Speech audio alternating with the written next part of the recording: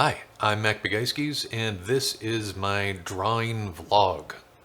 I spent 25 minutes studying hands this morning, and these are my personal reflections.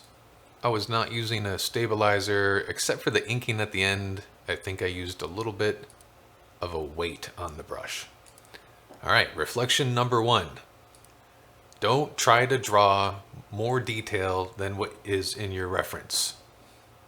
The reference you can see in the bottom right hand corner is something I just snipped off of a video about how to hold a sword, because I draw a lot of swords and warriors and that sort of stuff. It is not a high definition image whatsoever. But if you look at my drawing, I am super zoomed in and I'm trying to draw every little detail that I can't even see in the reference. This being a study, you want to be able to see the things that you're trying to draw, since I'm not drawing from my head. I probably should have been okay with being more zoomed out. In the YouTube video, I'm zooming in and out on the video more than I was on the drawing, but this reflection still applies. Reflection number 2. I jump into rendering way too soon and do the sketchy shadow stuff because I like the shadow stuff. If you see the screen right now, it's a mess of scribbles, which for me is how I kind of have an exchange with the form and the shape and the rendering, but that's not really what I should be doing at this stage. What I should be doing is getting the line drawing correct, proportionally and in relationship to everything else. Not worrying about line weight, not worrying about shadow. If I do shadow, maybe kind of pencil in and just label it with a certain type of line. The reason this is important for me is because I notice I just keep going back and back and back and, rechanging the hand and the arm, the forearm right here in the image. I have it wrong like 7 times in the video. If I had made the line drawing complete and accurate at first, then I wouldn't have to keep going back and changing and adjusting. And I see this a lot in the videos where I watch painters. They have all their proportions set out beforehand, and I think that's good for the underdrawing. I just need to do that. So future self, pay attention and do that. Reflection number 3 is to push through the ugly stage. This is a study, so most of it's going to be the ugly stage. But what I tend to do, since I'm just a hobbyist and I'm not a professional, is I get to the ugly stage and then I just quit and go play a game or go read a book.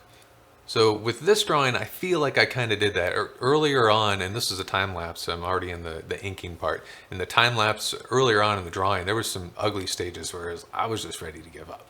So push through. Even knowing the end drawing's not going to be great, still push through until you're satisfied with the practice that you've done.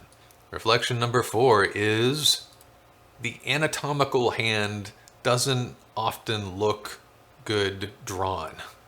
Most of the time when you see cool hands in like comic art, it's not anatomically correct, and to compare the two is very weird sometimes.